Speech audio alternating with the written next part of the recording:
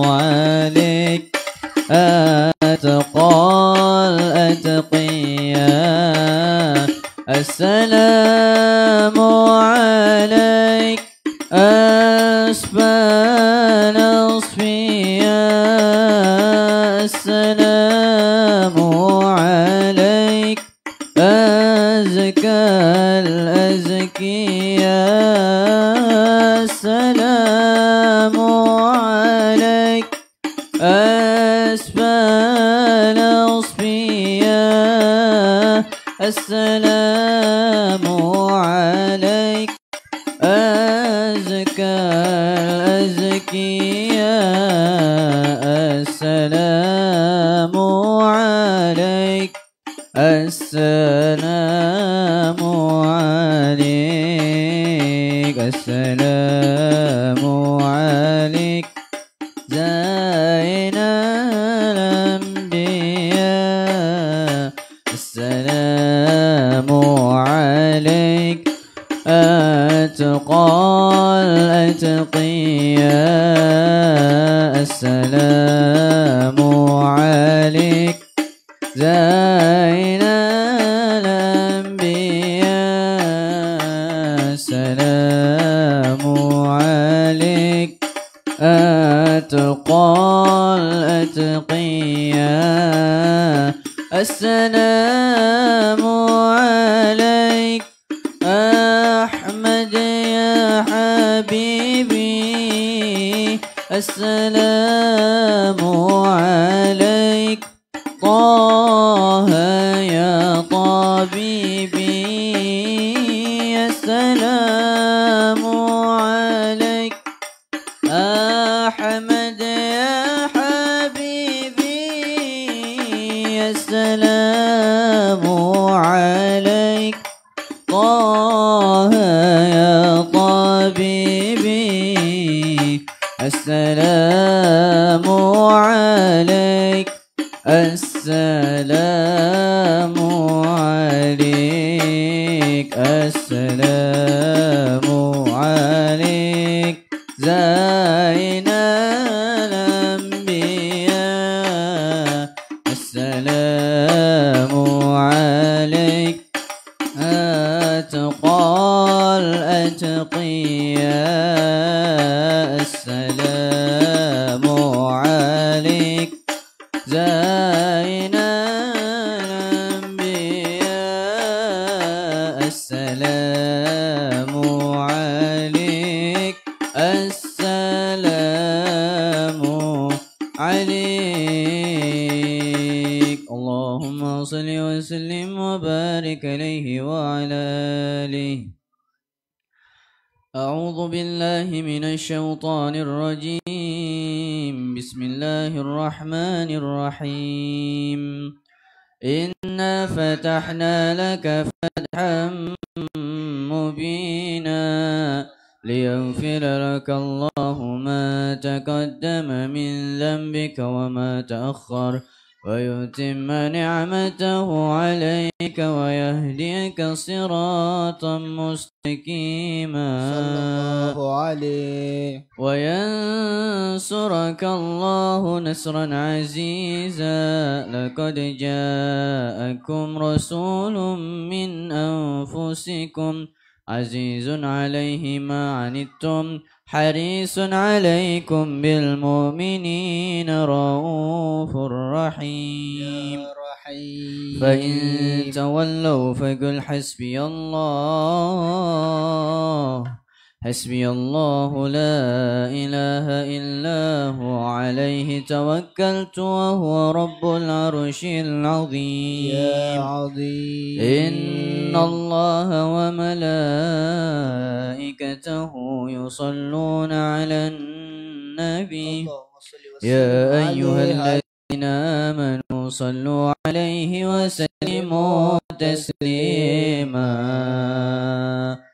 اللهم صل وسلم وبارك عليه وعلى آله اللهم صل وسلم وبارك عليه وعلى آله الحمد لله الذي هدانا بعبده المختار من دعانا صلى الله عليه إليه بالإذن وقد نادانا لبيك يا من دلنا وحدانا صلى الله عليه صلى عليك الله بارئك الذي بك يا مشفع خصنا وحبانا صلى الله عليه مع آلك الأطهار معدن سرك الأسمى فهم سفن النجاة حمانا صلى الله عليه وعلى صحابتك الكرام حماة دينك أصبحوا لولائه عنوانا صلى الله عليه والتابعين لهم بصدق ما حدا حاد المودة هيج الأشجانا صلى الله عليه والله ما ذكر الحبيب لدى المحب إلا وضحى والها نشوانا صلى الله عليه أين المحبون الذين عليهم بذل النفوس مع النفائس هانا صلى الله عليه لا يسمعون بذكر طه المصطفى إلا به انتعشوا وأذهب رانا صلى الله عليه فاهتاجت الأرواح تشتاق اللقاء وتحن تسأل ربها رضوانا صلى الله عليه حال المحبين كذا فاسمع إلى سير المشفع واره في الآذان صلى الله عليه وانست إلى أوصاف طه المجتبى واهدر لقلبك يمتلئ وجدانا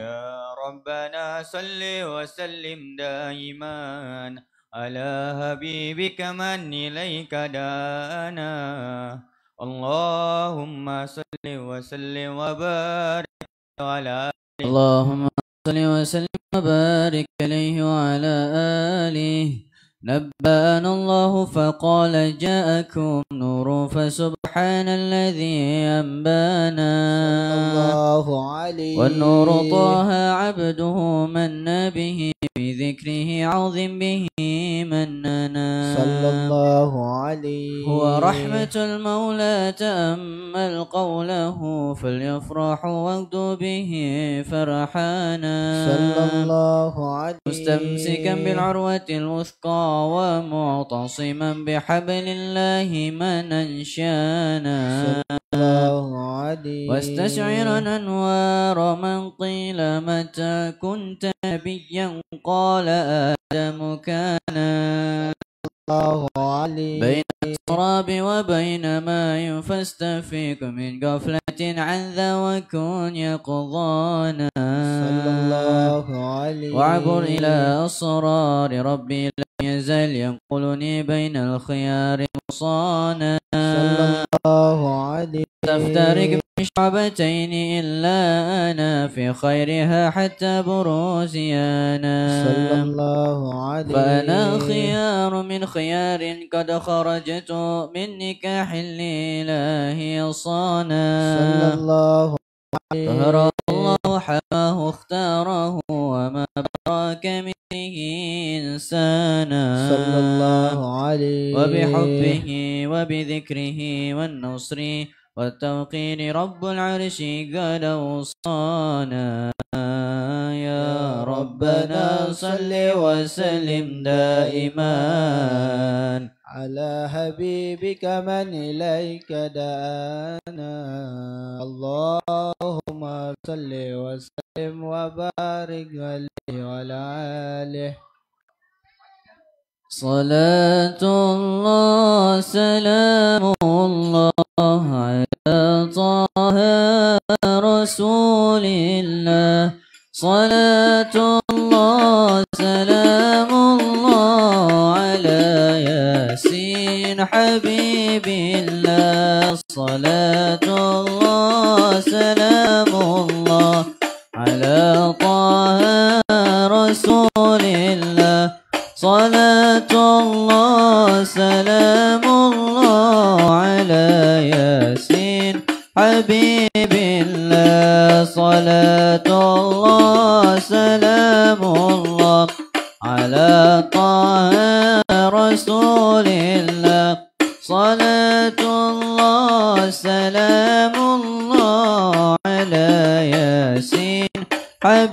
بالله توسلنا ببسم الله وبالهادي رسول الله وكل مجاهد لله بأهل البدر يا الله صلاة الله سلام الله على طه رسول الله صلاة الله سلام الله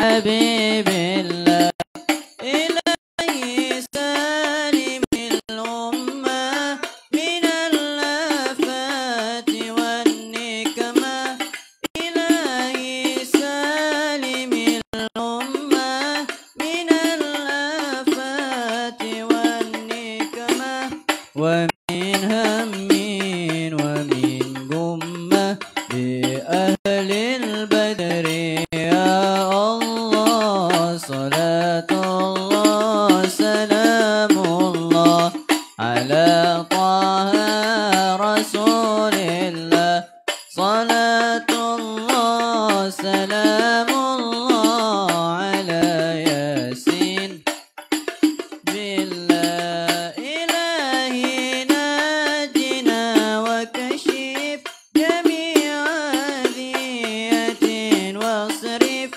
إلهي ناجنا وكشف جميع أذية واصرف مكائد العدا والتف بأهل البدر يا الله صلاة الله سلام الله على طه رسول الله صلاة الله سلام الله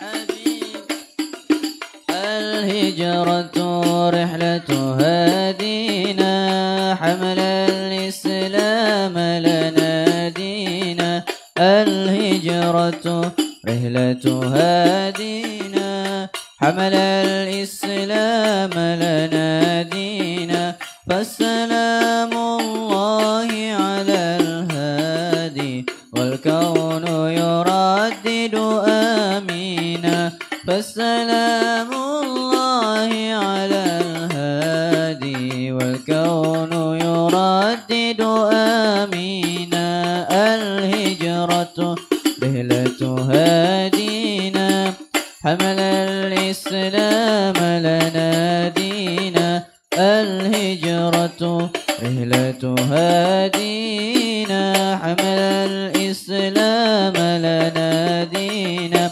فالسلام الله على الهادي والكون يردد آمينا فالسلام الله على الهادي والكون يردد آمينا اللهم صل وسلم وبارك عليه وعلى آله الله عليه هذا وقد نشر الإله نعوته في الكتب بينها لنا تبيانا أخذ ميثاق النبيين لما أتيتكم من حكمة إحسانا وجاءكم رسولنا لتؤمنن وتنصرون وتصبحون عوانا قد بشروا أقوامهم بالمصطفى عظيم بذلك رتبة ومكانا فهو وإن جاء الأخير مقدم يمشون تحت لواء من نادانا يا أمة الإسلام أول شافعين ومشفعين أنا قد لا أتوانا حتى أنادى ارفع وسل تعطى وقل يسمع لقولك نجم فخرك بانا ولواء حمد الله جل بيدي ولأولا آتي أنا الجنان صلى الله عليه وأكرم الحلق على الله أنا فلقد حباك الله منه حنانا صلى الله عليه ولسوف يعطيك فترضى جل من موتك صرعنا طاه نهانا صلى الله عليه بالله كري ذكر وصف محمد كيما تزيح عن القلوب الرانا يا ربنا صل وسلم دائما على حبيبك من إليك دعانا اللهم صل وسلم وبارك عليه وعلى آله اللهم صل وسلم وبارك عليه وعلى آله لما دنا وقت البروز لأحمد عن ذي من ما شاءه قد كان حملت به الأم الأمينة بنت وهب من لها على الإله مكانا من والد المختار عبد الله بن عبد المطلب رأى البرهانا قد كان يغمر نور طه وجهه وسرى إلى الابن المصون عيانا وهو ابن هاشم الكريم الشهم بن عبد مناف بن قصي كان والده يدعى حكيما شأنه قد اعتلى أعزز بذلك شانا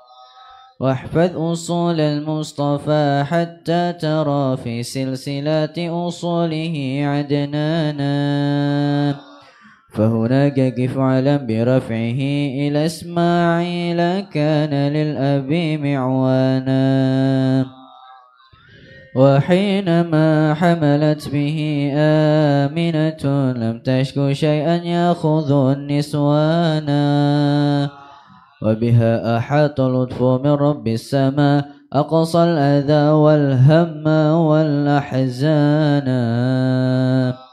ورأت كما قد جاء ما علمت به أن المهيمن شرف الأكوان بالتهر في بطنها فاستبشرت ودنا المخاض فأترعت رضوانا سبحان الله والحمد لله لا إله إلا الله والله أكبر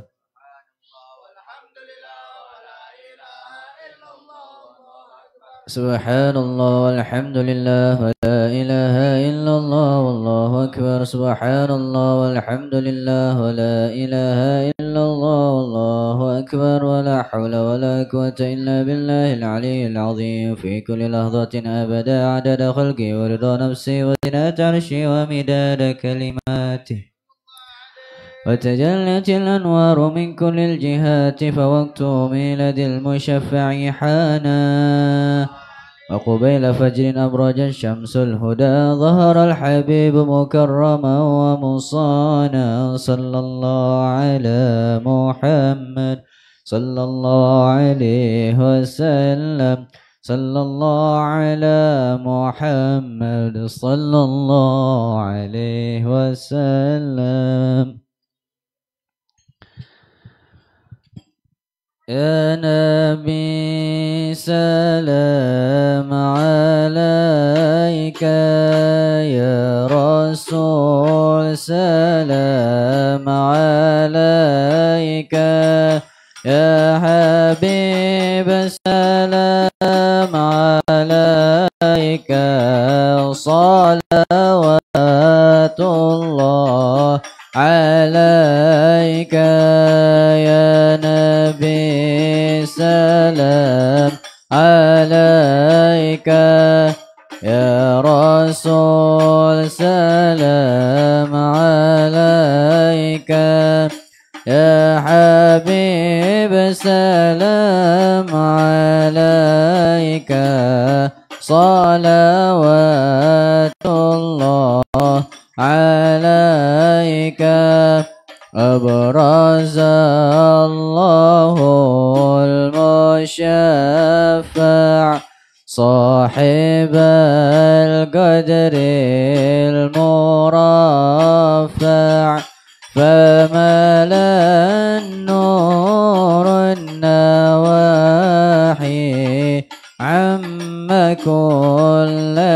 الكون أجمع يا نبي سلام عليك يا رسول سلام عليك يا حبيب سلام عليك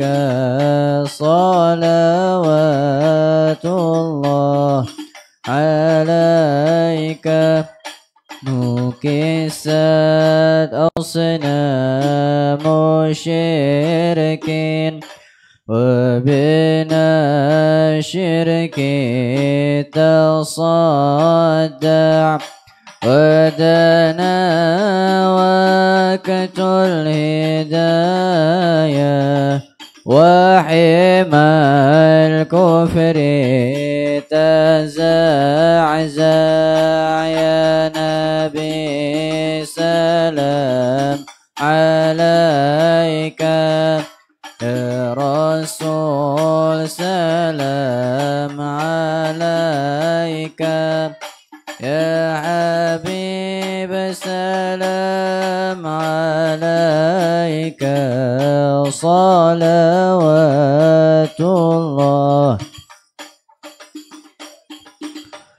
مرحبا أهلا وسهلا بك يا ذا القدر الأرفع يا نور سلام عليك يا حبيب سلام عليك الله الله صلوات الله عليك أنت في الحشر ملاذ لك كل الخلق تفزع وينادون ترى ما قد دها من هول أفضل يا نبي سلام عليك يا رسول سلام عليك يا حبيب سلام عليك الله عليك مرحبا يا مرحبا يا نور العين مرحبا جد الحسين مرحبا مرحبا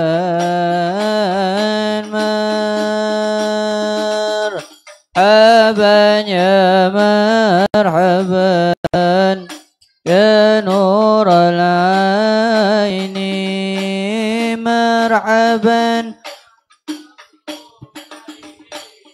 مرحبا مرحبا مرحبا يا مرحبا فلها أنت فتسجد وتنادى اشفعت شفاع مرحبا مرحبا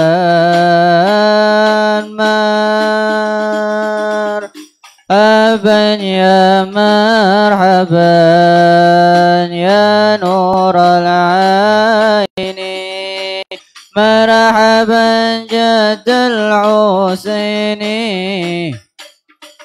مرحبا فعليك الله صلى ما بدا النور وشعشع وبك الرحمن نسأل وإله العرش السماع طالع علينا من ثنيات الوداع وجب الشكر علينا ما دعا لله دا ربي فاغفر لي ذنوبي يا الله ببركة الهادي مشفع يا الله ربي فاغفر لي ذنوبي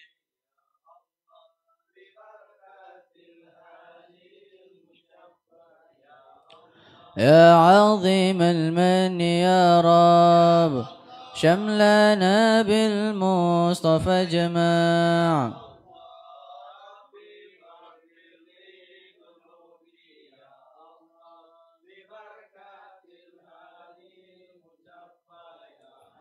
وبه فانظر إلينا واعطنا بكل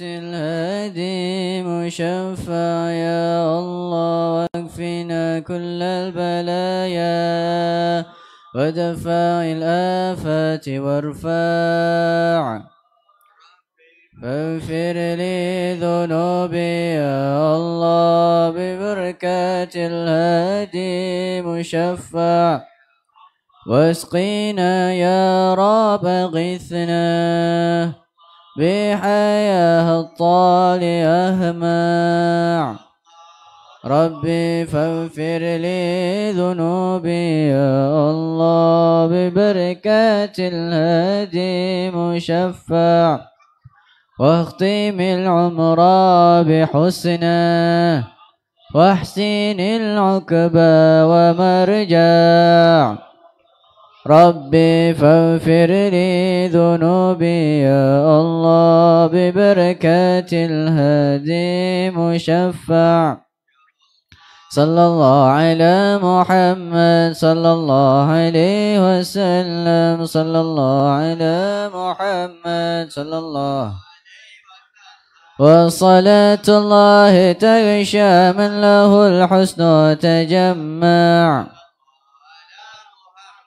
صلى الله عليه وسلم أحمد ترى وآله والصحابة ما استناشع صلى الله على محمد صلى الله عليه وسلم صلى الله على محمد يا ربي صل وسلم اللهم صل وسلم وبارك عليه وعلى آله.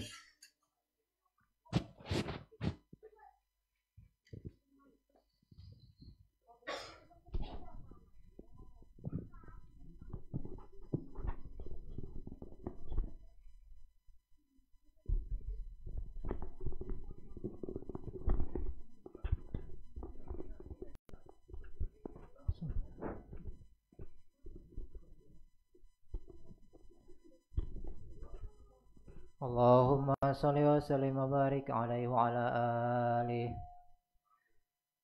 Bismillahirrahmanirrahim. Alhamdulillahi rabbil alamin. Allahumma salli wa sallim ala sayyidina Muhammadin fil awwalin wa salli wa sallim ala sayyidina Muhammadin fil akhirin wa salli wa sallim ala sayyidina Muhammadin fi kulli waqtin wa hin wa salli wa sallim ala sayyidina Muhammadin fil mala'il a'la ila yaumiddin wa salli wa sallim ala sayyidina Muhammadin wa ala jami'il anbiya wal mursalin wa salli wa sallim ala sayyidina Muhammadin wa ala alihi wa sahbihi ajma'in. Wa laqad asyaratu lina'ti man awsafuhu tuhyil qulubat wa hayjul asjana wallahu qad asna alaihi fama yusawil qawlu minna aw yakunu sanana ya Allah lakinna hubban fis sarairi qad da'a lima di safati rabbina wa hadana ya Allah wa idhim tazajna bil mawaddati hahuna narfa'u aidi faqrina wa rajana ya Allah bil wahidil ahadil ali ilahana mutawassilina biman ilaihi da'ana ya Allah tarihi wa bi نبيه وصفيه زين الوجود به الإله حبانا يا الله. يا ربنا يا ربنا يا ربنا بالمصطفى اقبلنا أجب دعوانا. أنت لنا يا ذخرنا في هذه الدنيا وفي أخرانا يا الله. أصلح لنا الأحوال واغفر ذنبنا ولا تؤاخذ ربي إن أخطأنا يا الله. ربنا في نهج طه المصطفى ثبت على قدم الحبيب خطانا يا الله. بفضل منك طلعة أحمد في بهجة عين الرضا ترعانا يا الله. أربط به في كل حال حبلنا وحبال من ودى ومن ولانا يا الله. والمحسنين ومن أجاب نداءنا وذوي الحقوق وطالبا أوصانا يا الله. والحاضرين وساعيا في جمعنا ها نحن بين يديك أنت ترانا يا الله. ولقد رجوناك فأحقق سؤلنا واسمع بفضلك يا سميع دعانا يا الله. وانصر بنا سنة طه في بقاء الأرض واكمع كل من عادانا يا الله. وانظر إلينا واسقنا كأس الهنا واشفي وعافي عاجلا مرضانا يا الله. واقضي لنا الحاجات واسن ختمنا عند الممات وأصلحا عقبانا يا الله. يا ربي واجمعنا وأحبابا لنا في دارك الفردوس يا رجوانا يا الله. يا ربي واجمعنا وأحبابا لنا في دارك الفردوس يا رجوانا. يا ربي واجمعنا وأحبابا لنا في دارك الفردوس يا رجوانا يا الله. المصطفى صل عليه وآله ما حركت ريح الصبا غصانا. سبحان ربك رب العزة عما يصفون وسلام على المرسلين والحمد لله رب العالمين. إن الله وملائكته يصلون على النبي يا أيها الذين آمنوا صلوا عليه وسلموا تسليما. الصلاة والسلام عليك يا سيد المرسلين. السلام عليك يا خاتم النبيين. الصلاة والسلام عليك يا من أرسله الله رحمة للعالمين. ورضي الله تعالى عن أصحاب رسول الله أجمعين آمين.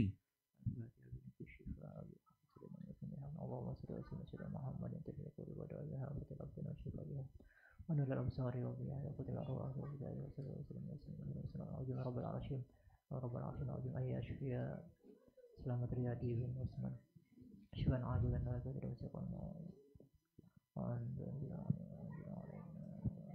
عليه شفاء باين فإنه لا شافي غيره اللهم ارزقه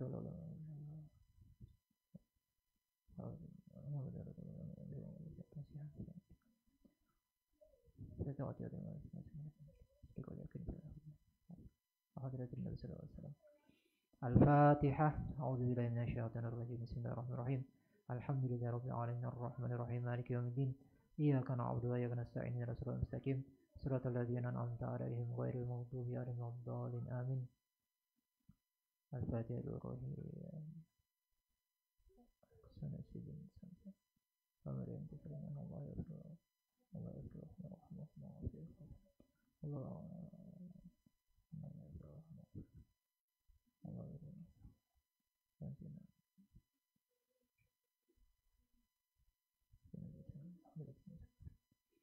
الفاتحة. أعوذ بالله من الشيطان الرجيم. بسم الله الرحمن الرحيم. الرحمن الرحيم مالك يوم الدين. إياك نعبد وإياك نستعين اهدنا الصراط المستقيم صراط الذين أنعمت عليهم غير المغضوب عليهم ولا الضالين آمين.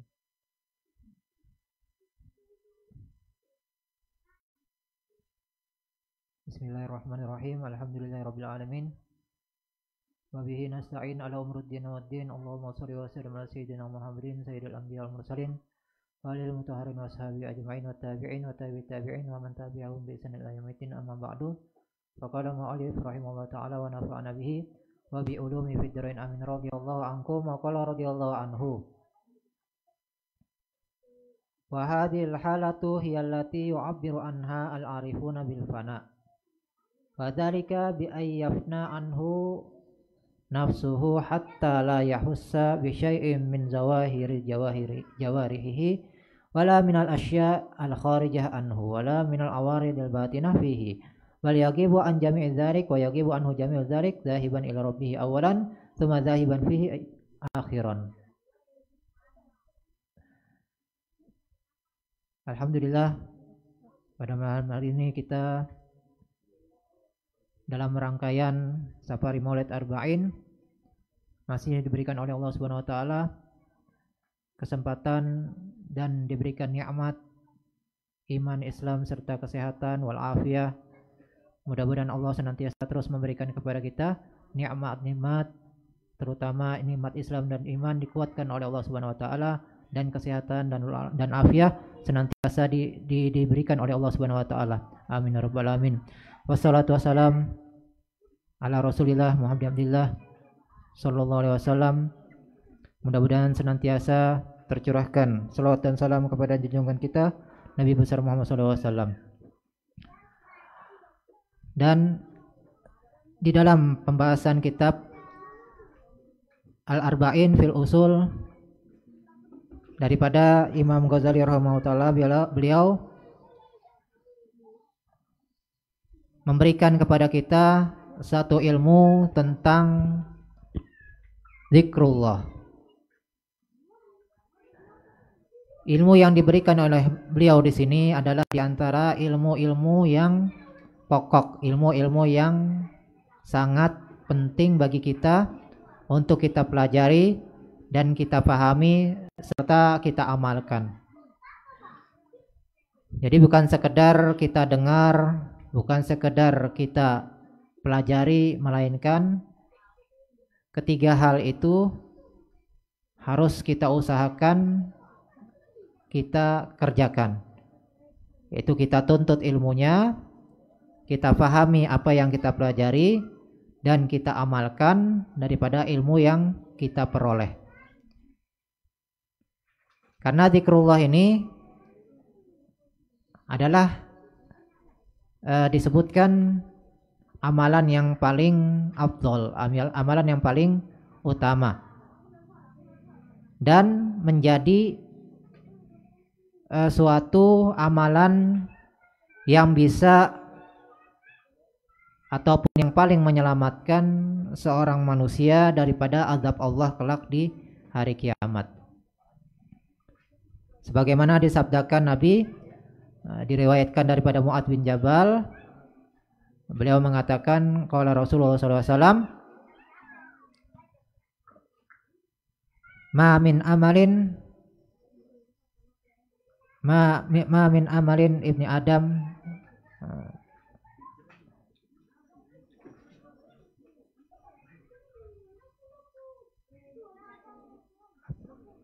ataupun tidak beramal seorang ibnu Adam, seorang manusia, satu amalan, ma amila ibnu Adam min amalin ma amila ibnu Adam amalan anjalahu min adzabillah min zikrillah. Atau kama qala Rasulullah SAW, tidaklah beramal seorang manusia satu amalan apapun, sholat, zakat, puasa, membaca Al-Quran, atau berselawat, bersedekah, haji, umroh, dan lain sebagainya. Tidaklah amalan yang bisa menyelamatkan seorang hamba, seorang manusia dari azab Allah, melainkan zikrullah yang paling menyelamatkan. Tapi di sini zikrullah, ya perlu kita pahami bahwasanya zikrullah ini sangat luas maknanya. Jadi bukan sekedar menyebut la ilaha illallah, Allah Allah misalnya, atau sekedar di hati kita mengingat, kita ingat, yang penting kita ingat Allah. Nah, itu bukan ataupun belum dinamakan zikir yang dimaksud di dalam hadis di sini. Yang dimaknakan oleh sebagian ulama daripada hadis tadi bahwa zikrullah yang dimaksud yang bisa menyelamatkan seorang hamba daripada azab Allah, yaitu harus ada pada diri seorang manusia tersebut zikrullah bil lisan. Jadi selama misalnya satu hari 24 jam itu harus ada yang kita kerjakan daripada zikrul lisan. Entah itu zikir di waktu pagi, di waktu petang, ataupun bacaan Al-Quran, yang mana zikrul lisan artinya kita menyebut nama Allah ataupun sifat-sifat Allah dengan bilangan tertentu. Nah, itu dinamakan zikir. Ataupun yang berkaitan dengan perbuatan Allah, itu dinamakan zikir dengan lisan. Doa-doa yang kita amalkan, doa bangun tidur, doa makan, doa selesai makan, doa minum, doa masuk rumah.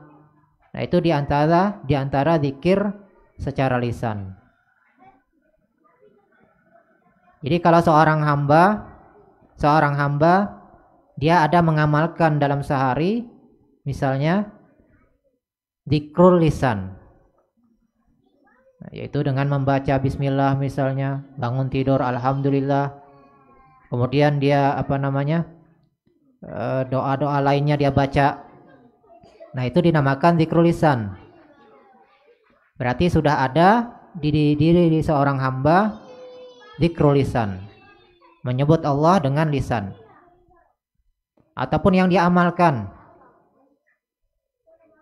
entah itu dari wirdul latif misalnya, rotibul haddad, rotibul atos misalnya, atau hadrah basaudan misalnya. Nah, itu diantara zikrul lisan. Jadi ada zikir-zikir yang dibaca dengan lisan. Kemudian yang kedua, harus ada zikir qalbi, mengingat Allah di dalam hati. Nah, jadi zikir ada yang dengan lisan, ada yang dengan hati.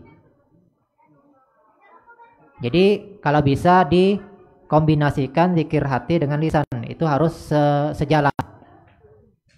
Kita mengucap doa misalnya alhamdulillah, nah, sejalan dengan hati kita bersyukur kepada Allah Subhanahu wa taala. Kita memohon ampun kepada Allah, astagfirullah, dalam hati kita benar-benar meminta pengampunan daripada Allah Subhanahu wa taala. Jadi di hati kita sejalan dengan zikir lisan kita. Ataupun ketika lisan kita misalnya berhalangan untuk mengucap zikir, membaca zikir, maka hati kita yang bermain untuk zikrullah. Sehingga kenapa di antara disebutkan bahwasanya kenapa sih doa keluar kamar mandi, keluar tempat buang air besar, buang air kecil, itu kok doanya ghufranaka? Enggak misalnya alhamdulillah dulu, enggak ghufranaka dulu. Jadi doa keluar kamar mandi ataupun keluar toilet, keluar tempat buang air, itu diawali dengan ghufranaka, enggak langsung alhamdulillah misalnya, dimulai dengan ghufranaka. Kenapa dimulai dengan ghufranaka? Di antara hikmahnya disebutkan bahwasanya Nabi kita SAW itu beliau, apa yang beliau kerjakan, apa yang beliau amalkan, apa yang beliau kerjakan baik secara zahir ataupun secara batin, itu semua adalah yang paling aula, yang paling afdol. Jadi beliau senantiasa mengerjakan yang paling afdol, yang paling aula, yang paling bagi kita yang paling besar pahalanya. Nah, zikir itu yang lebih utama kalau kita bisa dengan lisan dan dengan hati. Jadi zikir itu yang paling afdol, kita baca dengan lisan dan hati. Apalagi kita jaga senantiasa sejalan hati dan lisan tadi ketika kita membaca zikir. Itu yang paling afdol. Tetapi ketika di dalam kamar mandi, di dalam tempat buang air, nah di situ kan diharamkan, dilarang bagi kita untuk zikrullah dengan lisan, sehingga terbatas cuma hati yang bisa berzikir ketika kita berada di tempat buang air tadi. Sehingga ketika itu terbataslah ataupun tidak mencapai tingkatan afdoliyah ketika berzikir. Karena zikirnya ketika itu mentok cuman zikir hati, tidak bisa zikir secara lisan. Sehingga Nabi ketika keluar daripada tempat buang air tadi, beliau membaca Ghufranaka. Ya Allah, ampunilah, aku memohon pengampunanmu. Tidak bisa berzikir melainkan cuma dalam hati. Jadi nggak bisa secara lisan. Jadi terbatas di hati aja. Sehingga beliau menganggap itu adalah sesuatu kekurangan. Karena nggak bisa melaksanakan zikir secara lisan dan secara hati. Sehingga beliau mengucapkan Ghufranaka, mohon ampun. Jadi kalau orang-orang yang setingkat misalnya aulia, orang-orang al-arifin, orang-orang arif billah, itu mereka senantiasa berusaha yang dikerjakan mereka itu adalah yang afdol, yang paling utama, yang paling aula. Sehingga manakala mereka pada suatu waktu, misalnya pada satu kesempatan tidak bisa mengerjakan yang aula, yang afdol, maka mereka merasakan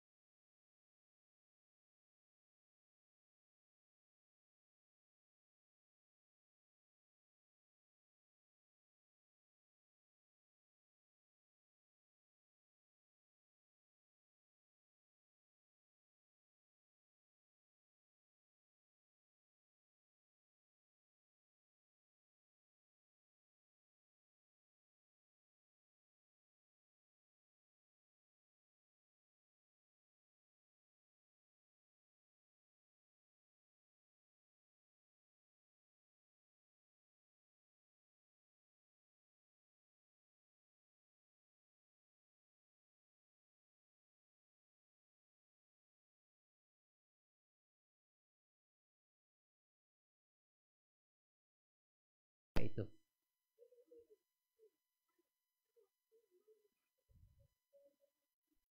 Nah, mendapatkan bahwasanya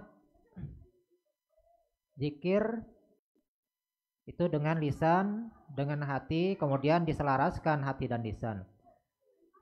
Kemudian disertai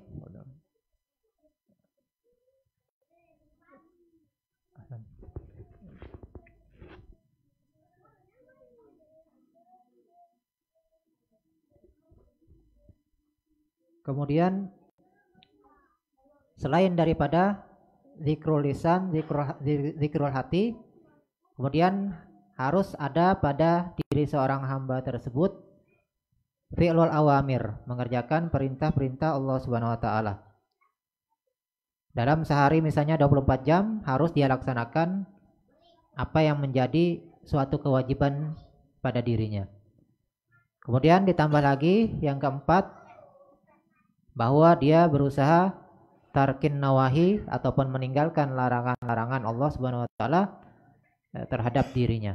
Nah, jadi 4 hal ini apabila ada pada diri seorang hamba, maka hal itulah yang bisa menjamin seseorang ini mendapatkan keselamatan daripada azab Allah sebagaimana yang disabdakan oleh Rasulullah SAW.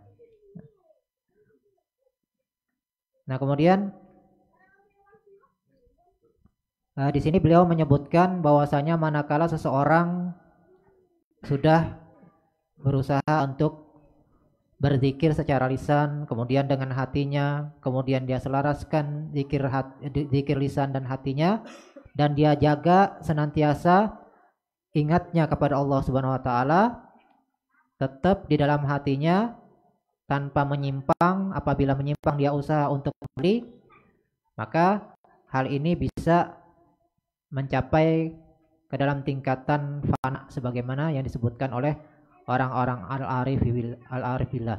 Mereka mengatakan itu adalah tingkatan atau kedudukan seseorang hamba mencapai derajat fana. Artinya dia sudah tidak merasakan melainkan semata-mata hasil perbuatan Allah Subhanahu wa taala. Yaitu dengan dia merasakan bahwasanya dirinya ini seolah-olah binasa, nggak ada. Dia tidak merasakan dirinya sampai-sampai anggota zahirnya dia tidak merasakan. Jadi seandainya dia mengangkat takbiratul ihram, dia merasakan ini adalah perbuatan daripada Allah Subhanahu wa taala, bukan gerakan dirinya. Dia membaca Al-Qur'an, dia merasakan ini adalah Allah yang menggerakkan dia bisa membaca Al-Qur'an. Begitu juga yang di luar daripada dirinya. Misalnya dia mendengar suara-suara, dia menyaksikan makhluk-makhluk Allah, dia menyaksikan keadaan di sekitarnya. Itu dia tidak merasakan kesemuanya itu, melainkan semua adalah perbuatan Allah. Semua adalah makhluk Allah. Jadi dia tidak memandang itu si fulan, dia tidak memandang itu sebuah atau sesuatu. Dia ingat yang dia pikirkan, yang ada pada dirinya, hatinya, yang dia pikirkan ini adalah semua adalah perbuatan Allah. Jadi fana ketika itu dia memfanakan dirinya ataupun fana dirinya ketika dia menjalani proses zikir tadi sampai ke dalam tingkatan atau tahap fana tadi. Dan sampai-sampai dia tidak merasakan hal-hal yang mendatang pada batinnya. Misalnya ikhlas ataupun tawadhu, dia nggak merasa. Jadi ikhlas itu bukan usaha dia. Dia merasakan ikhlas itu bukan usaha dia. Memang semata-mata pemberian Allah. Tawadhunya itu dia merasakan semua datang daripada Allah Subhanahu wa taala. Bahkan hilang semuanya daripada yang demikian itu. Jadi seolah-olah yang lain itu nggak ada, yang ada cuma Allah. Dan dia senantiasa berusaha menuju kepada hadrat Allah, menuju kepada pikirannya semua dia tujukan kepada Allah Subhanahu wa taala, sehingga dia seolah-olah tenggelam di dalam lautan nikmatullah. Jadi dia merasakan dirinya berada dalam nikmat Allah semata-mata, yang ada dia adalah hasil daripada ciptaan Allah Subhanahu wa taala. Jadi dia tidak merasakan apapun melainkan yang ada di dalam pikirannya semua adalah Allah Subhanahu wa taala. Nah, kemudian disebutkan di dalam Syarah Hikam Syekh Ibnu Athaillah As-Sakandari, beliau menyebutkan fana itu ada 3 macam. Jadi orang makom fana itu ada 3 macam. Ada fana fil af'al. Jadi fananya fil af'al. Jadi dia memfanakan dirinya kepada af'al Allah.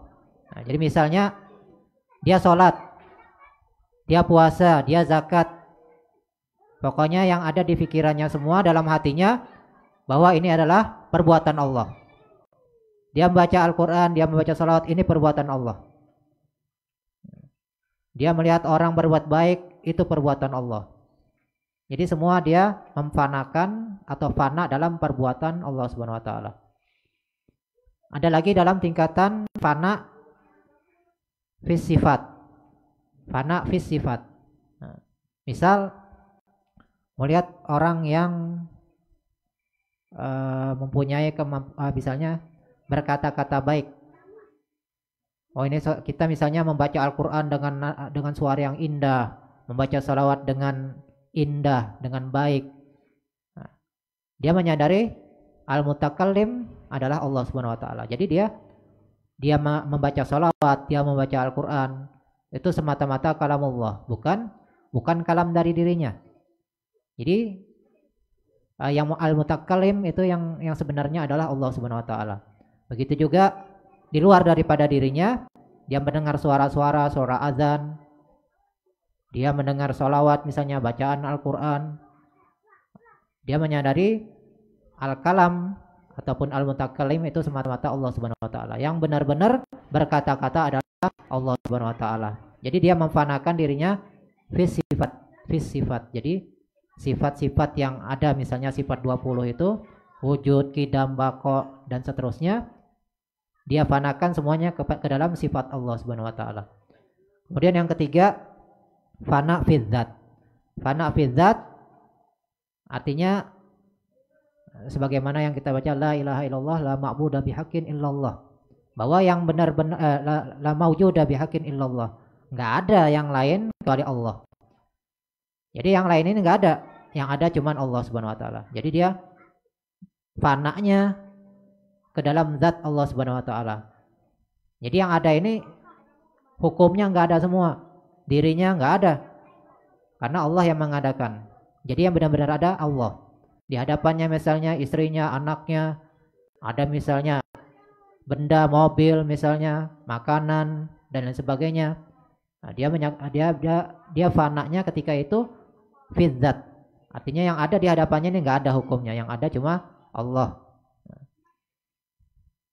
Nah, di situ manakala seseorang sudah dalam tingkatan fana, dengan dia memproses dirinya zikrul lisan, zikrul hati, dan dia selaraskan zikir lisan dan hatinya, dan dia usahakan tetap batinnya, hatinya di dalam ingat kepada Allah Subhanahu Wa Taala.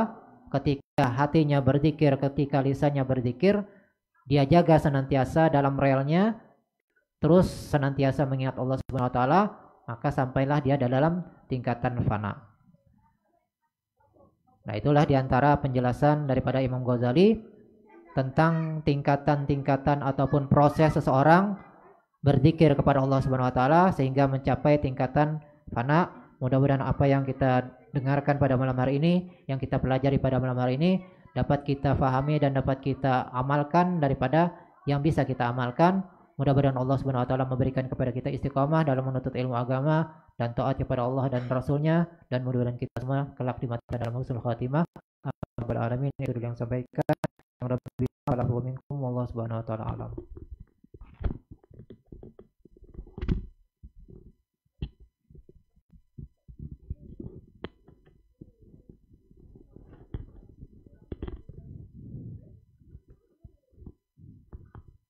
Alhamdulillah wassalatu wassalamu ala sayyidina Rasulillah Muhammad bin Abdullah sallallahu alaihi wasallam wa ala alihi wa ashabihi wa man tabi'ahum bi ihsanin ila yaumiddin. Wa ba'd, melanjutkan daripada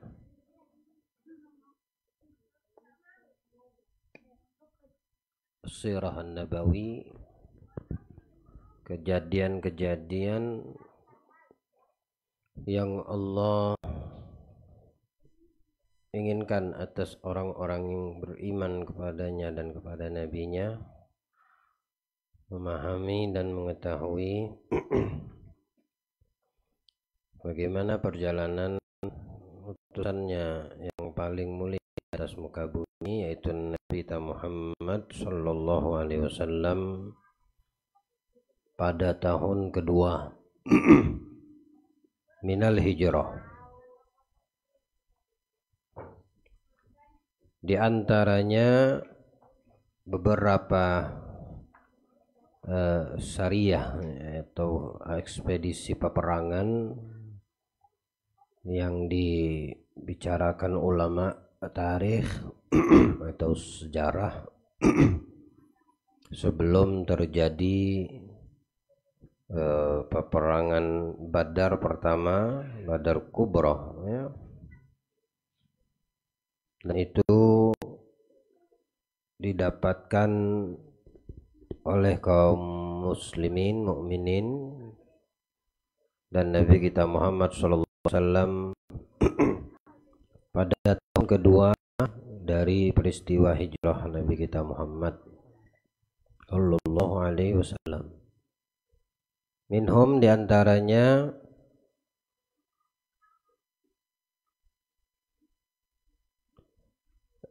berubah atau dipalingkannya kiblat dari Masjidil Aqsa ke arah Al-Ka'bah Masjidil Haram. Terjadi pada tahun kedua. Jumhur ulama di bulan Rajab. Sebagian ulama mengatakan di bulan Sya'ban. Lakin mu'tamad di bulan Rajab, karena di bulan Sya'ban diturunkan pada tahun yang sama perintah wajib puasa. Nah, adapun di bulan Rajab dari tahun kedua tahun hijrah itu dihitung setelah Nabi tiba di kota Madinah, ya. Ada tahun yang dinamakan Qablal Hijrah. Ada tahun yang dinamakan Ba'dal Hijrah.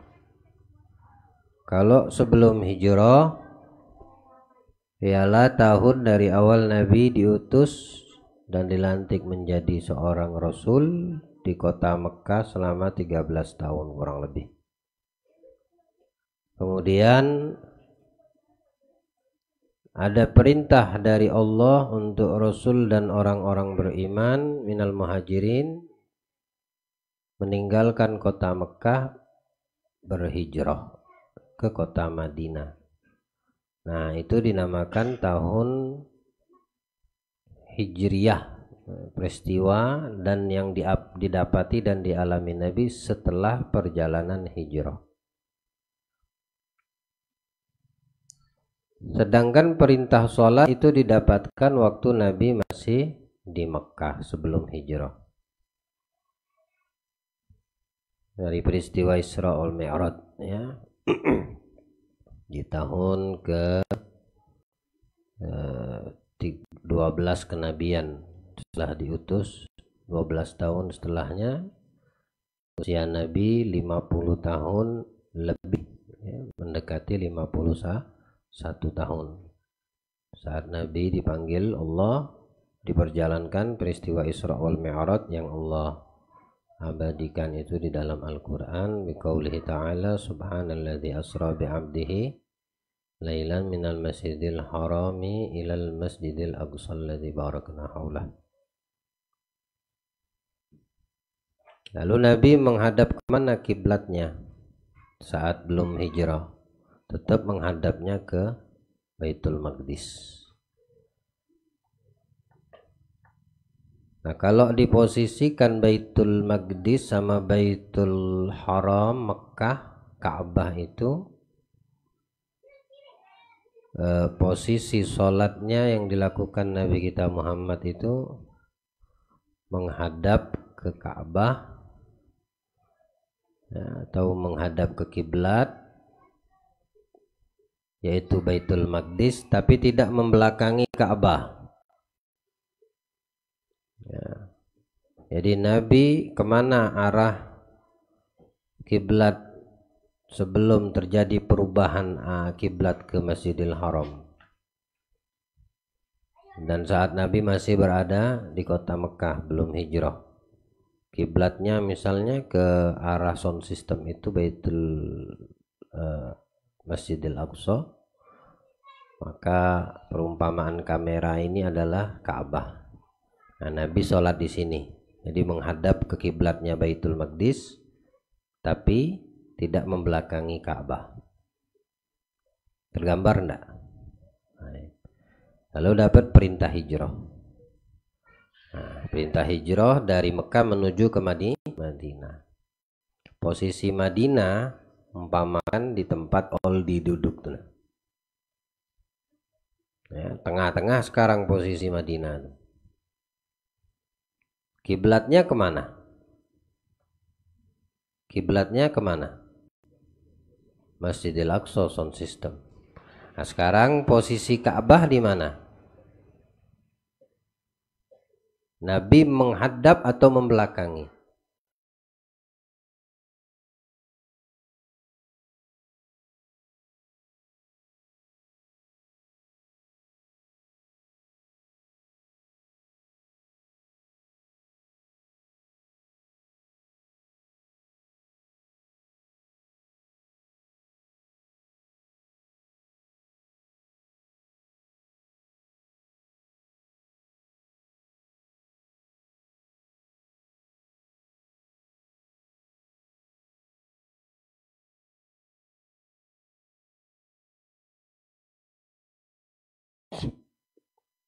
Itu hitungan 16 atau 17 bulan setelah hijrah.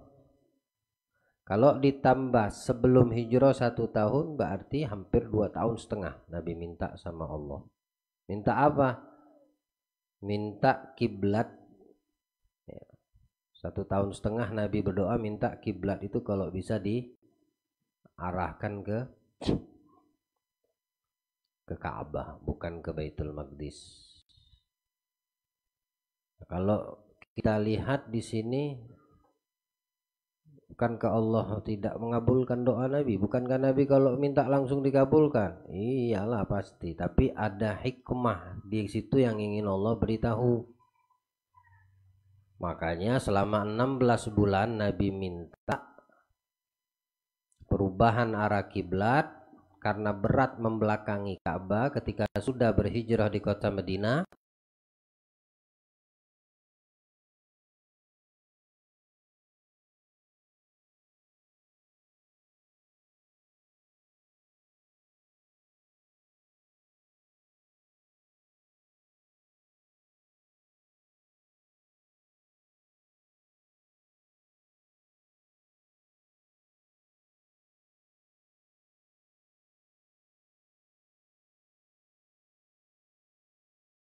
Allah tidak langsung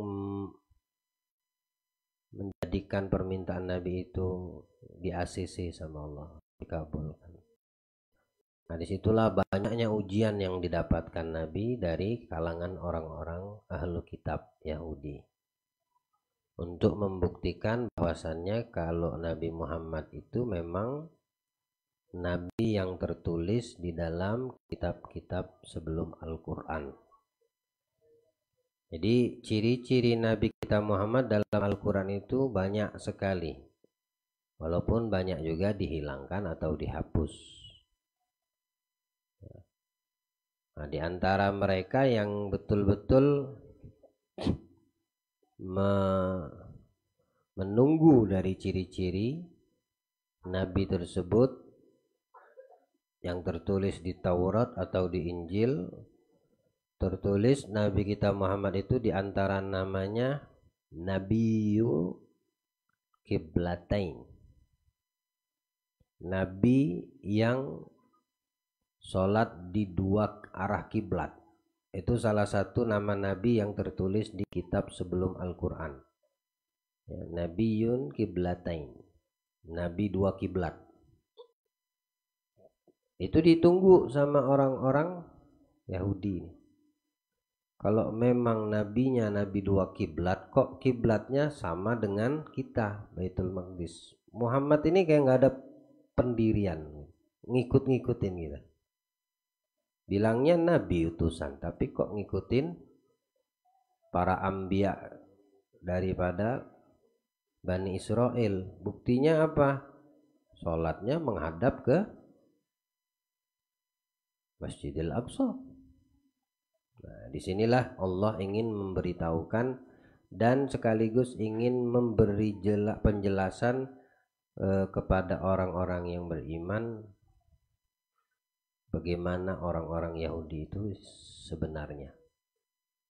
Tidak sedikit dari kalangan orang beriman nas-sahabah yang di masa hidupnya sujud menghadap atau sholat menghadap Masjidil Aqsa, dan mereka meninggal dunia atau wafat sebelum sempat menghadap kiblat itu ke Ka'bah, ya, banyak. Dan itu jadi pertanyaan bagaimana daripada sholat mereka. Hingga tiba waktunya arah kiblat itu dibalikkan sama Allah. Ala ra'si sittata asyara syahran minal hijrah. Di sini disebutkan 16 bulan daripada peristiwa hijrah. Wa kana min qablu yusalli ila Baitul Maqdis. Dan Nabi SAW, adapun beliau ketika mendirikan sholat menghadap ke Baitul Maqdis, Palestina, karena itu bagian paling jauhnya dari Jazirah Arab, makanya dinamakan Aqsa, Masjid Aqsa. Aqsa itu artinya jauh, udah paling mentok ujung. Ya, kalau dalam ilmu fikih itu dinamakan darah haid itu apa definisinya? Darah yang keluar min aqsa rahimil mar'ah, darah sehat yang keluar dari paling dalamnya rahim seorang wanita, maksudnya paling jauh. Aqsa itu maknanya jauh, ba'id, saking jauhnya dari Mekah menuju ke ini tempat Palestina ini. Itu sudah mendekati ujung daripada bumi Arab, batasan Arab ini yang sekarang ini terpecah menjadi beberapa puluh negara gitu. Nah, ini namanya Masjidil Aqsa. Perjalanan pun 1 bulan pergi, 1 bulan balik kalau lewat naik kuda atau naik onta di masa itu. Mungkin jauhnya ya.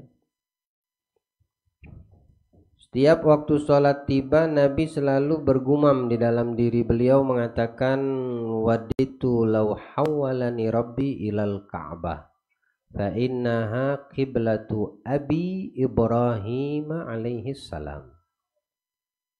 Andaikan ya Allah, mudah-mudahan, itu harapan Nabi, jika seandainya diubah kiblat ini kepada Ka'bah, ini menghadap ke Ka'bah, karena sesungguhnya itu Ka'bah kiblatnya bapakku Ibrahim alaihissalam, maksudnya leluhur Nabi, ya, kakek moyang Nabi sampai ke Nabi Ibrahim. Dan Masjidil Aqsa itu Nabi Ibrahim yang bangun. Masjidil Haram atau Ka'bah juga dibangun oleh Nabi Ibrahim dan Nabi Ismail. Dua masjid ini dibangun. Cuma kalau ditanyakan masjid pertama, masjid yang mana? Yang ada ya Masjidil Haram, Ka'bah itu. Ka'bah itu bahkan sebelum ada manusia, sebelum Nabi Adam ciptakan sudah ada. Tawaf setiap malaikat yang diutus Allah dari alam langit masuk ke alam bumi ini, dunia ini, mesti mereka pertama kali sampai ke bumi tawaf terlebih dahulu di Ka'bah. Karena apa? Karena bersambung antara Ka'bah yang dijadikan sentral tawafnya umat manusia di atas muka bumi itu terkoneksi ke Baitul Ma'mur, ya, di alam malaikat di langit, ya, tersambung. Jadi malaikat yang tiba di dunia mereka mesti tawaf dulu di Ka'bah. Jadi harapan Nabi seperti itu, supaya Ka'bah itu menjadi kiblat, bukan lagi Masjidil Aqsa. Wa kana yatawaqqa'u nuzul wahyi alaihi fi dzalika fayughallibu wajhahu fis sama'. Subhanallah, Nabi kita Muhammad ini apa maunya? Beliau itu bukan apa maunya Allah. Untuk Nabi kita Muhammad, apa mau beliau? Adapun nabi-nabi yang lain, apa maunya Allah? Kecuali Nabi kita Muhammad, alhamdulillah beruntung kita jadi umatnya Nabi Muhammad. Kalau Nabi kita Muhammad, Allah itu apa maunya Nabi Muhammad? Hatta di dalam satu syair ketika Nabi lahir, di hari kelahiran beliau, dikatakan oleh satu buah syair, wa anta yawma wulidta asyraqatil ardu wa dagat wa dha'a binurikal ufuku wa nahnu fi dzalika dhiya'u sublur rasyadi nahtariku. Sampai kepada satu syair yang mengatakan khuliqta mubarra'an min kulli aibin ka'annaka qad khuliqta kama tasha'u. Engkau diciptakan, maksudnya Nabi Muhammad itu, seperti seolah maunya beliau. Pengen mata begini, pengen bentuk hidungnya begini, pengen face-nya beliau tuh begini, kayak beliau yang ngaturnya. Jauh dari cacat, kekurangan, aib. Karena beliau seolah-olah nabi yang beliau sendiri yang ingin bagaimana rupanya, parasnya, bentuknya. Jadi bukan Allah yang membentuk, mengatur, tapi maunya nabi bagaimana, diikutin sama Allah. Subhanallah. Nabi yang memiliki nilai lebih, nilai spesial, nilai khusus di mata Allah. Ya, yang kalau bukan karena Nabi kita Muhammad, manalah Allah ciptakan alam semesta. Karena beliau Allah menciptakan. Dalam Al-Quran Allah pernah berfirman, wala sawfa yu'tika apa? Fatardo Waduhanu. Baca surat Waduha kan? Waduha lailidha saja wa wada'aka rabbuka wa maghala lal akhiratu khair laka minal ula sawfa yu'tika. Betul-betul kami akan memberikan untukmu, kepadamu wahai Muhammad. Sampai engkau ridho. Gitu. Jadi kalau Nabi belum ridho, nggak bakal berhenti pemberian dari Allah. Sampai segitunya ya. Sallu ala Nabi. Dalam peristiwa perubahan arah kiblat pun begitu. Nabi itu berharap ingin bukan tidak diberikan langsung sama Allah, tapi Allah ingin memberikan hikmah dan pelajaran untuk mematahkan argumentasi orang-orang Yahudi yang mengatakan Muhammad ini nggak ada prinsip, nggak ada pendirian. Nabi kok ngikut-ngikut kiblatnya ke Baitul Maqdis. Nah, saat Nabi seringkali melihat ke arah langit, harap-harap ada wahyu turun, Jibril datang. Ada riwayah, banyak riwayat. Ketika Nabi sering melihat ke arah langit, didapatkan Jibril lalu bertanya, bawa pesan apa? Kata Rasulullah, kata Jibril, apa yang engkau inginkan? Kata Jibril, kata Rasulullah, tolong sampaikan kepada Allah, aku pengen kiblat berubah ke Ka'bah. Bilang Jibril, kalau begitu minta dan berdoa kepada Tuhanmu Allah. Karena engkau kekasihnya. Nah, sampai seperti itu Jibril mengatakan. Padahal Nabi nitip, bahasanya Nabi itu nitip ke Jibril, tolong sampaikan. Karena wahyu itu kan perantaranya Jibril. Komunikasi antara Allah dengan utusannya adalah Jibril. Jibril mengajarkan berdoa, minta sama Allah. Apakah Nabi tidak minta? Nabi minta. Nabi berdoa. Harap-harap ada ayat yang turun. Saking seringnya Nabi itu melihat ke langit. Kadang Nabi dalam kesendirian itu mendekati waktu sholat masuk, mengarah ke langit pandangan beliau. Siapa tahu ada ayat turun yang mengabulkan doa. Berapa lama? 17 atau 16 sampai 17 bulan Nabi minta. Ya. Jadi kita kalau minta sama Allah 16 tahun belum dikabulkan, jangan buruk sangka. Kenapa? Karena di situ Allah ingin memberitahukan kepada kita ada hikmah yang kamu tidak ketahui, yang aku maha mengetahui. Yang lebih tahu aku daripada kamu, kata Allah. Kapan yang kau minta itu pantas untuk aku beri. Ya. Nabi 16 bulan berdoa. Nanti bayangin. Nabi Adam 40 tahun berdoa. Baru dikabulkan sama Allah. Jadi semua yang didapatkan oleh para nabi dan rasul, ya, itu menjadi barometer kita. Hatta di dalam doa dan permintaan. Yang penting bagi kita jangan putus asa. Itu aja kuncinya. Jangan putus asa, jangan buruk sangka. Jangan buruk sangka. Karena yang lebih tahu mana yang baik adalah Allah. Anakmu minta belikan motor umur 10 tahun. Kamu bukan tidak kasih, kamu ada duit, bisa kamu beli. Mau hari ini datang motor bisa, sebagai orang tua, betul nggak?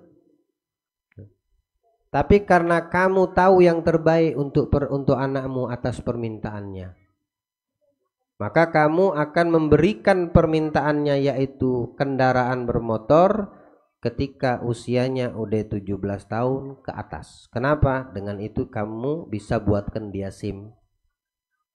Kalau ditilang ada surat-suratnya lengkap, ya. Belum lagi sisi bahayanya. Samalah seperti para anbiya dan rasul. Seperti kita mengetahui yang baik untuk anak kita, ya. Maka bukan kita tidak berikan, tapi kita tunda pemberiannya agar dia bisa mengambil pelajaran si anak. Karena kalau udah dewasa dia berpikir, pantaslah abahku dulu masih kecil aku minta mobil, minta motor, minta speed, misalnya kan daerah laut nih, nelayan nih, tak belikan, tidak dikasih sama bapak aku. Udah dia dewasa baru dia ngerti, untung aku tidak dikasih dulu. Kalau dikasih dulu mungkin Nissan aja tinggal nama aku nih, ya. Dia minta belikan perahu kemana, tidak tahu cara bawa, akhirnya dibawa arus, ngilang, nggak tahu lagi kemana. Bawa motor, trek-trek, ngebut, sodemah, kecelakaan. Nah, baru dia berpikir si anak ini tadi setelah dewasa. Tamam. Hingga tiba waktunya, fakhtarallahu lahu ma yakhtaruhu. Nah, Allah kasih apa yang menjadi pilihan Nabi kita Muhammad terhadap permintaan beliau, perubahan arah kiblat. Akhirnya Allah turunkan firman-Nya, faqala ta'ala qad nara taqalluba wajhika fis sama. Sungguhnya kami melihat, maksudnya Nabi Muhammad, kata Allah, kami melihat engkau punya mata, pandanganmu selalu tertuju ke arah langit. nunggu wahyu turun Nabi Muhammad. Falanuwalliyannaka qiblatan tardaha. Maka kami akan memenuhi kemana engkau punya arah kiblat yang engkau ridhoi. Subhanallah, yang kamu senangi, ya. Kan Nabi senang ngadepnya ke Ka'bah. Berarti ini menunjukkan artinya apa? Apa yang disenangin Nabi itu yang diberikan sama Allah. Bukan Allah mencari sesuatu dari Nabinya Muhammad, tapi Allah memberi apa yang membuat Nabi ridho. Sama kayak surat Wadduha tadi, wala sawfa yu'tika rabbuka Fatardo falanuwalniyannaka qiblatan tardoha. Sama-sama ridho semua. Jadi Allah cari ridho Nabi kita Muhammad. Mana yang diridhoi, mana yang disenangi, mana yang disukai oleh Muhammad Rasul, itu diberikan sama Allah. Ya, saking besarnya kedudukan dan derajat Nabi di sisi Allah. Fawalli wajhaka syatral masjidil haram. Nah, sekarang kamu boleh, kata Allah, mengarahkan arah kiblatmu ke Masjidil Haram. Nah, ketika ini ayat turun, berubahlah posisi kiblat. Saat ini ayat turun, Nabi sedang dalam keadaan mendirikan sholat. Nah, dari riwayat mengatakan duhur, ada riwayat mengatakan asar. Banyak ulama mengatakan Nabi lagi sholat asar. Kan kabarnya itu enggak langsung diketahui oleh masjid-masjid yang ada di sekitar kota Madinah atau sahabat-sahabat yang lain yang belum tahu tetap masih menghadap ke Masjidil Aqsa. Illa beberapa sahabat yang saat itu sedang sholat dengan Nabi, diantaranya siapa? Al-Barra bin Azib. Nabi lagi sholat asar, jadi makmumnya ini Barra. Saat 2 rakaat pertama ngadep Masjidil Aqsa, turun ini ayat, Nabi membelakangi Masjidil Aqsa, langsung menghadap ke Ka'bah. Nah, itu masjid yang yang terjadi ini firman turun itu dinamakan hingga saat namanya masjid apa? Ayo, ada yang tahu nggak? Kalau ente pernah ke sana haji ke umroh atau paling tidak mendengar sejarah lah, di sana tuh ada namanya Masjid Kiblatain, masjid 2 kiblat. Masih ada mihrabnya, itu diabadikan, mihrab yang Masjidil Aqsa sama mihrab yang Masjidil Haram. Cuma bedanya yang Masjidil Aqsa ditutup mihrabnya, yang tetap yang terbuka Masjidil Haram, Mekah, Ka'bah. Ya, jadi 2 rakaat ke sono ngadep Aqsa, dapat turun ayat ini, berubah menjadi, nah itu dinamakan Masjid 2 kiblat. Nah, saat ini ayat turun, Nabi menghadap kiblat Ka'bah, merasa risih lah orang-orang Yahudi. Tadinya dia membuat Nabi kita nggak nyaman, risih. Masa mereka bertanya kepada Rasul sallallahu alaihi wasallam di dalam ayat, mereka berkata, ma wallahum an qiblatihim allati kanu 'alaiha. Ya. Kenapa itu Muhammad memalingkan daripada manusia dari kiblat, maksudnya Masjidil Aqsa. Saya gulu sufaha, berkata orang-orang bodoh. Siapa orang-orang Yahudi, ahlul kitab? Minan nas, antara sebagian manusia, maksudnya orang Yahudi yang bodoh tadi. Ma wallahum an qiblatihim allati kanu 'alaiha. Apa yang membuat mereka orang muslim memalingkan dari kiblat yang dahulu mereka berkiblat kepadanya, Masjidil Aqsa? Maka dijawab sama Allah pertanyaan orang Yahudi. Subhanallah, mereka ahlul kitab ini tahu bahwasannya ya, kiblat itu sebetulnya ke Masjidil Haram. Tahu, itu tertera di Injil, tertera di Taurat, bahwasanya nanti ada kiblat akan berubah dan kiblat sesungguhnya adalah Ka'bah. Ya. Tapi Nabi Ibrahim juga bangun masjid namanya Aqsa di Palestina. Dan semua sulalah kenabian dan kerasulan banyak dari Bani Israel, dan mereka bermukim, berdakwah, bermarkas di Palestina, kecuali dari keturunan Nabi Ismail, yaitu Nabi kita Muhammad sallallahu alaihi wasallam dari Arab. Makanya pertama kali Masjid atau rumah tempat ibadah yang dibangun sama Allah adalah Ka'bah. Ya, bilang Allah, inna awwala baiti wudi'a linnasi lalladzi bi Bakkah. Kesebutan kata Bakkah itu, Makkah itu bisa dikatakan Bakkah. Bakkah itu Mekah. Bibakkatil Bibakkah. Karena itu bahasa penyebutan mulut. Bibakkah, Makkah. Pakai fathah kah? Ya. Nah, sekarang kalau kita orang daerah kita sini, orang Indonesia nih, nyebut Makkah itu apa? Bagaimana? Apa? Pakai A atau E? Nah, ini udah mulut inti. Udah terbiasa inti punya lisan penyebutannya kayak gitu. Orang Arab dulu, dan ini mengangkat kalimat Al-Quran ini, firman ini kalimat Bibakkah. Maksudnya Makkah itu mengangkat bahasa Arab orang Mekah sendiri. Terangkat dengan kalimat ini. Mereka agak sulit menyebut Makkah. Bukan sulit, maksudnya nyamannya di dalam penyebutan. Tinggal di mana? Bakkah. Nah, itu maksudnya Makkah.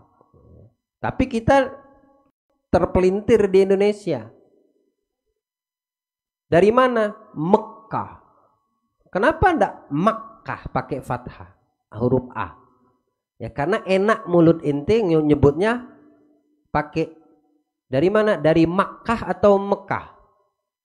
Enaknya mana? Mekah. Nanti baru umroh ya? Iya. Umroh nanti kemana? Di Mekah lah. Di Mek. Udah enak mulutnya ente ngomong kayak gitu. Dan di setiap daerah pun begitu. Mana nyamannya dia punya bahasa. Inna awwala baiti wudi'a lin-nasi lalladzi bi Bakkah. Ai Makkah maksudnya. Tetap rumah pertama, ai masjid tempat orang sujud yang pertama kali dibangun sama Allah itu adalah Mekah. Sampai generasi Nabi Ibrahim alaihissalam ketika mengalahkan Namrud di Babilonia pindah ke Palestina. Ya. Kenapa Palestina? Karena Palestina itu yang pertama kali berhijrah ke situ namanya Kan'an.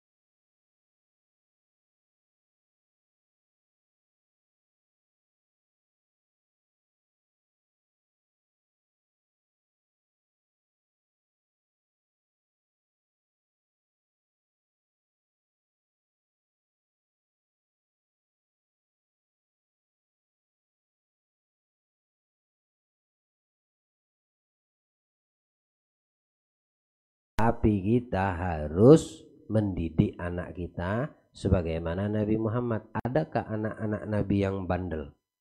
Mana ada. Ya. Kan'an itu yang meninggal. Nah, Sam punya anak dikasih nama Kan'an, ngambil nama pamannya, saudaranya. Ngambil nama saudaranya. Ini Kan'an pertama inilah yang hijrah ke Palestina. Dulu nggak ada namanya Palestina, itu bagian dari suku. Nama suku Palestina namanya. Dari kabilah generasi dan regenerasi Kan'an. Keponakan cucu Nabi Nuh. Bukan anak, cucu yang namanya sama dengan Kan'an nama anaknya. Ada kabilah namanya kabilah di negara itu sekarang namanya Palestina terkenal karena nama sukunya dulu yang menjaga wilayah itu Palestina. Ya. Sekarang aja disebut sama kita penyebutannya apa? Palestina. Nah, enak mulut mula, nyaman mulut orang itu. Kalau dulu nama sukunya itu Palestina, pakai fa. Indonesia fa diganti p, Palestina. Ya. Tamam. Baru turun temurun lagi ketemu Nabi Ibrahim tuh. Nanti kalau ada waktu ada momen saya jelaskan anak keturunan kok bisa dari mana Yahudi Bani Israel itu berasal. Nabi Ibrahim di Babilonia berperang mengalahkan Namrud yang ngaku Tuhan, dibakar hidup-hidup. Allah tunjukkan mukjizatnya. Kemudian setelah Namrud hancur binasa, hijrahlah ke bumi kakeknya, Kanaan. Bukan yang mati diterjang air ya, bukan, tapi keponakannya tuh. Kanaan juga cucunya Nabi Nuh. Nah, itulah namanya Palestina. Makanya anak-anak dari keturunan Nabi Ibrahim kan banyak yang menjadi para nabi. Dan Nabi Musa dari keturunannya, Nabi Ismail, Nabi Ishak. Dari Ishak haji punya anak berapa? Yakub aja punya anak berapa? 12. Dari 12 anak Yakub ada yang dari namanya Yusuf, ada yang dari keturunannya itu ada yang namanya Musa, Isa. Nabinya dari Bani Israel semua. Dari Ishaknya anak Yakub. Tapi Ishak punya adik, punya saudara kakak namanya Ismail. Nah, Nabi Muhammad dari Ismail. Lain kan, nggak ketemu di Bani Israel Nabi Muhammad. Nah, Ismail itu Nabi Ismail di Mekah di Arab.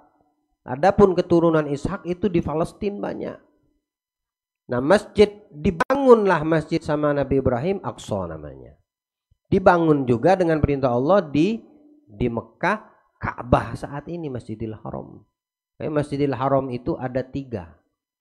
Masjidil Haram pertama Mekah, Masjidil Haram kedua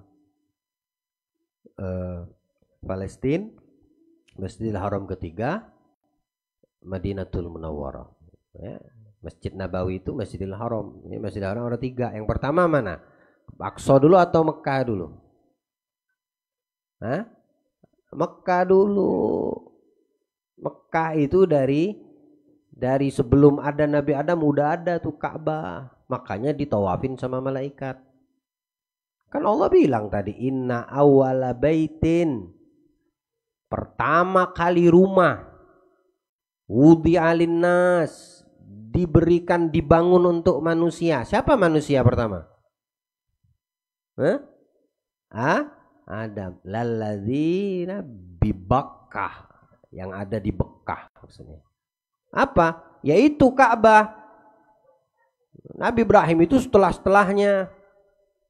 Tapi Nabi Ibrahim ke sana lagi, ke Mekah lagi, bukan bangun dari awal karena zaman banjir. Ka'bah itu tinggal sisa pondasinya saja. Dari awal pondasi itulah dibangun oleh Ibrahim dan Ismail. Paham sampai di situ? Ya. Jadi kalau ditanya masjid pertama yang ada di atas muka bumi masjid mana? Aqsa atau Masjidil Haram yang ada di Mekah? Mekah dulu, baru yang kedua Aqsa, baru yang ketiga Masjid Nabawi.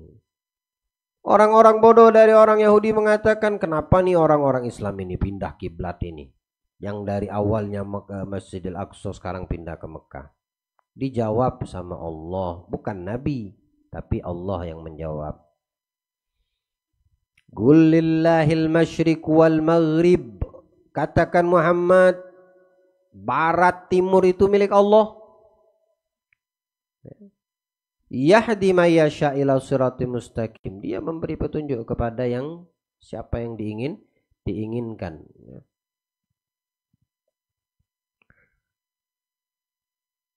Wa kadzalika ja'alnakum ummatan wasatan litakunu syuhada 'alan nas.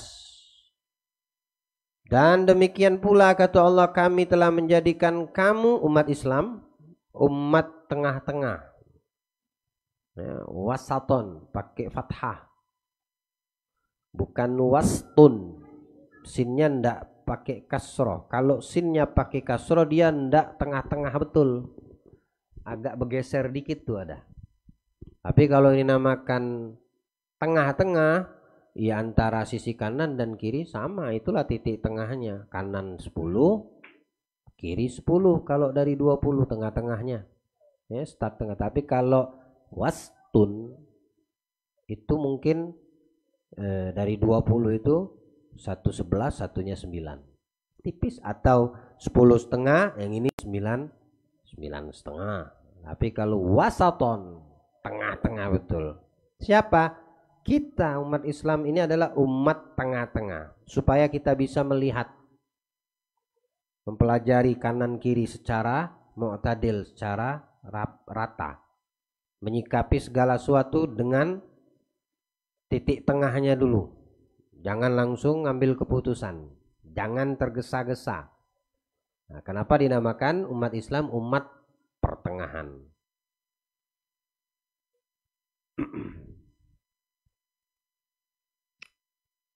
Lina'lama man yattabi'ur rasula mimma yanqalibu ala aqibaih, supaya agar kami mengetahui siapa yang mengikuti Rasul dan siapa yang berbalik membelakangi Rasul dari peristiwa pindah kiblat ini tadi.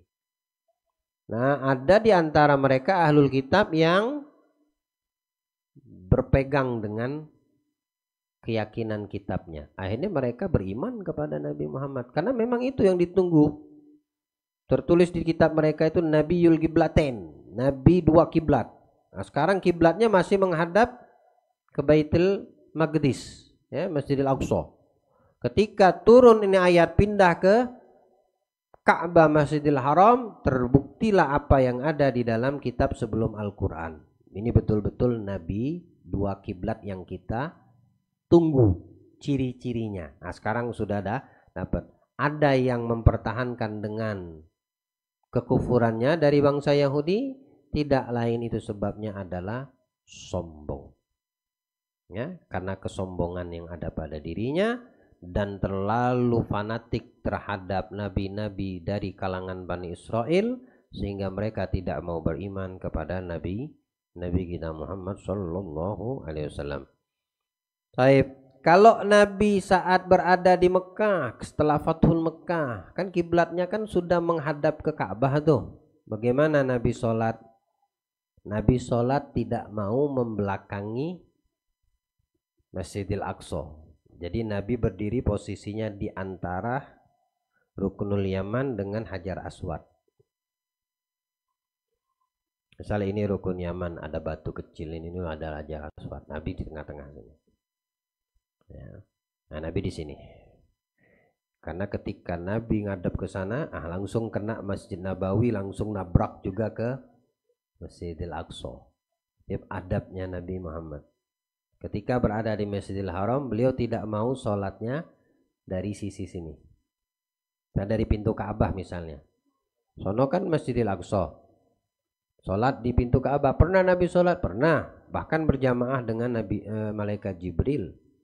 Ya, awal sholat Nabi SAW pun jadi makmumnya Malaikat Jibril. Nabi Muhammad dengan Jibril menghadap ke pintu Ka'bah.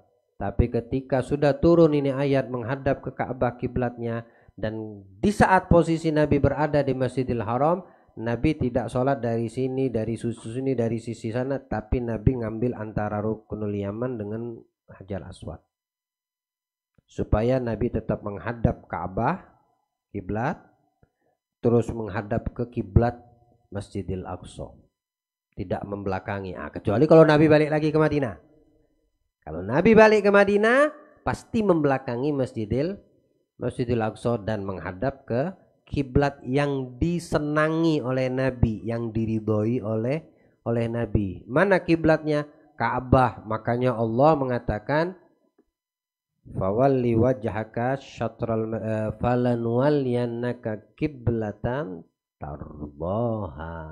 Ya. Apa poin yang bisa kita dapatkan? Pertama, begitu besar cinta Allah kepada Nabi kita Muhammad, sehingga apa yang mendatangkan ridhonya Nabi itu yang diberikan Allah untuk Nabi kita Muhammad. Ya. Jadi kalau kita ingin mendapat cinta Allah, kuncinya dapetin ridho Nabi. Orang yang taat sama Allah tapi ingkar kepada Nabi, percuma taatnya. Betul-betul percuma. Ya. Dia beriman, tapi dia tidak mau taat kepada Nabi Muhammad. Percuma. Mau taat ke bukti orang taat kepada Allah, taat kepada Nabi. Bukti cinta orang kepada Allah, dia cinta kepada Nabi. Banyak ayat-ayat yang menjelaskan daripada kemuliaan Allah agar kita faham. Ya. Katakan in kuntum tuhibbunallah, katakan Muhammad kalau mereka cinta kepada aku, kepada Allah, fattabi'uni, maka ikuti aku. Siapa aku di sini? Nabi Muhammad. Kalau udah ngikutin Nabi Muhammad ya dapat cinta Allah. Kuncinya di situ. Ya. Jaga apa yang didatangkan Nabi. Mulai dari diri kita sih. Nggak usah ngurusin orang lain. Ya. Masing-masing bisa menentukan mau seperti apa diri kita. Mulainya dari dari kita sendiri. Untuk mencintai Nabi, menghidupkannya di dalam keseharian kita, sunnahnya, adab-adabnya, akhlaknya Nabi ada di dalam diri kita. Nggak usah ngurusin orang. Nanti capek ngurusin orang, terbengkalai dirimu. Tapi urus dirimu, maka orang akan melihatmu, mudah-mudahan dia akan melihat dan mengikuti. Ya. Jadi hidupkan Nabi di dalam diri kita. Ya. Kalau udah ada Nabi dan hidup beliau di dalam diri kita, maka Allah akan menghidupkan ma'rifah kita supaya kenal kepada Allah. Ya, mudah-mudahan Allah berikan pemahaman dalam kajian kita malam hari ini. Ya, di antara ayat pertama kali yang mansuh adalah peristiwa kiblat ini, ya, perubahan arah kiblat. Mansuh itu artinya hukum yang pertama terhapus dengan adanya ayat yang baru, dengan hukum yang baru. Contohnya apalagi? Contohnya menjalankan seorang istri masa iddah. Ya, dulu istri kalau ditinggal wafat suami atau diceraikan oleh suaminya, seorang istri masa iddahnya 1 tahun. Ayatnya masih ada. Kemudian turun ayat lagi yang berikutnya, membuat ayat yang 1 tahun tadi mansuh, hukumnya tidak berlaku 1 tahun. Jadi berapa yang ditinggal wafat? 4 bulan 10 hari. Bukan setahun, 4 bulan 10 hari. Ayatnya masih ada dua-dua, cuma hukumnya tertutupi, terhapus hukum yang pertama dengan adanya ayat yang itu mansuh. Samalah dengan ini kiblat. Masalah kiblat ini ayat pertama yang dihukumi nasikh wa mansuh adalah perpindahan kiblat, ya. Dan banyak lagi ayat-ayat lain seperti puasa juga seperti itu. Mansuh dengan turunnya ayat di bulan Sya'ban, Ramadan. Dulu umat Islam puasanya Muharram. Makanya Nabi itu seringkali dikhozak sama orang-orang Yahudi, dibikin kesel. Mana Muhammad ini ngikut-ngikutin? Puasa aja ngikut-ngikutin kita. Dulu umat Islam puasanya Muharram.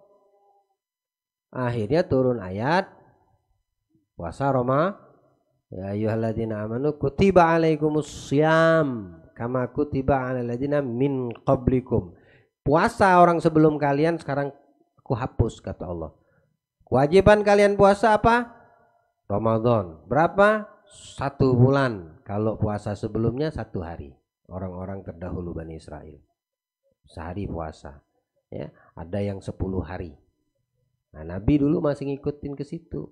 Kenapa Allah tidak langsung memerintahkan? Supaya ada hikmah. yang bisa Nabi ambil.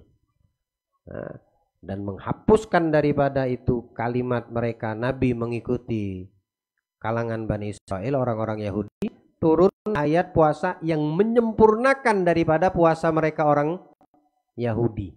Berapa banyak tuh? 30 hari, kalian cuma sehari.